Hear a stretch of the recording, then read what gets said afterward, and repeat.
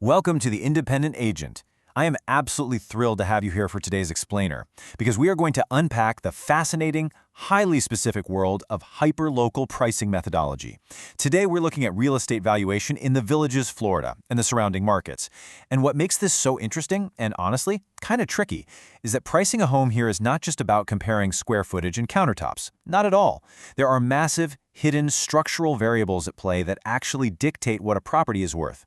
If you don't know exactly what these variables are and how to visually track them, well, you simply cannot price a home accurately in this market.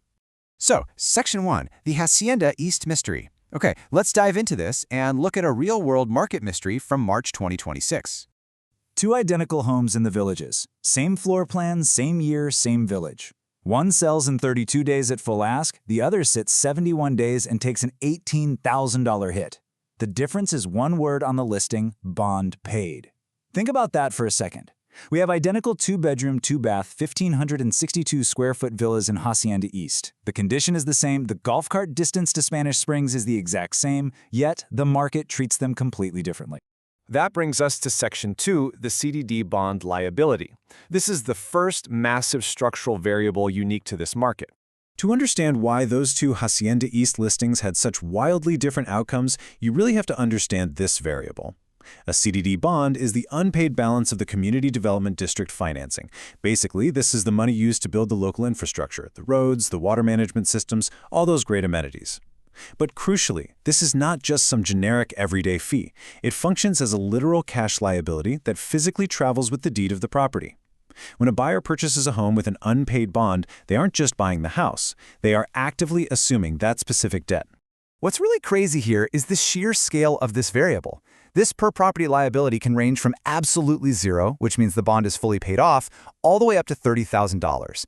And that depends entirely on the specific village and the year the home was built. So, when an agent pulls comparable sales, if they aren't accounting for a potential $30,000 swing in assumed debt, well, the valuation is completely compromised right out of the gate. And this brilliantly illustrates how a buyer calculates the assumption of this payable. In our Hacienda East example, the unpaid bond was $24,000. Look, buyers aren't just ignoring that number, they are actively factoring it into their offer. They see that $24,000 liability and adjust their bid downward, which resulted in an $18,000 hit on the final purchase price compared to the bond-paid home. The bond-paid listing was priced strictly to the property itself. The other, it was priced to the property plus a $24,000 payable the buyer basically had to swallow. Moving right along to Section 3, the Save Our Homes Transfer Surprise.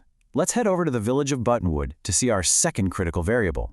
And just a quick note before we get into it, we are strictly analyzing real estate pricing methodology here, okay? Not providing tax advice. But the impact of this is just stunning. Here, we have a long-term seller in Buttonwood, and they're paying a mere $1,400 annually in property taxes. You might be wondering, why so low?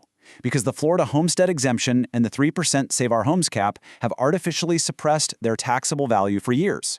It's a great deal for them. But here is the kicker. Those protections absolutely do not transfer to the buyer at full value. When the home sells, the property is reassessed based on the new purchase price. The result? The buyer's new first-year tax bill skyrockets to $4,800. That is literally more than triple the seller's original tax basis.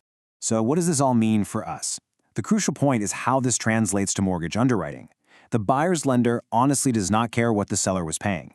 The lender uses that new, reassessed $4,800 figure in their debt-to-income calculation.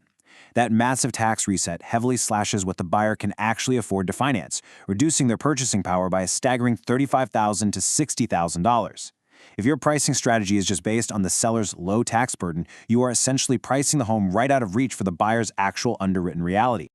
On to Section 4, the pre-2002 hurricane premium. Let's look at our third hyperlocal variable. And again, just as a quick reminder, this is strictly market analysis, not insurance advice. Following this timeline is absolutely essential for anyone pricing homes in Florida. Take a look at the massive shift that happened right around 2002. Pre-2002 legacy stock was built before the updated Florida Building Code was enacted. Because of that, a pre-2002 home might receive a wind insurance premium of, say, around $3,800. But homes built post-2002, under the updated code, well, they qualify for significant wind mitigation credits. The buyer of an identical post-2002 home might get a quote of just $1,650. So you've got two homes with identical aesthetic comp profiles, but they will trade at materially different prices simply because of the year stamped on the building permit. That $2,150 difference right there, that is the annual gap between those two insurance quotes. And just like that property tax surprise we talked about, the lender factors this straight into the debt-to-income ratio. To put that into perspective, at current interest rates, an extra $2,150 a year in insurance translates to an equivalent $30,000 to $40,000 drop in a buyer's purchasing power. No way around it. You literally cannot price a 1999 build the exact same as a 2004 build, even if they look identical inside and out. The carrying costs are just structurally different. Section 5. Hyperlocal variables. Geographic boundaries really matter.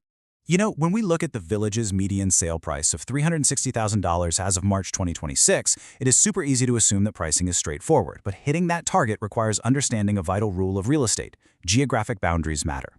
The pricing methodology we are breaking down today strictly applies to specific Florida markets. It applies to the Villages, Florida, Sumter County, Marion County, and Ocala, but it absolutely does not apply to markets outside this region.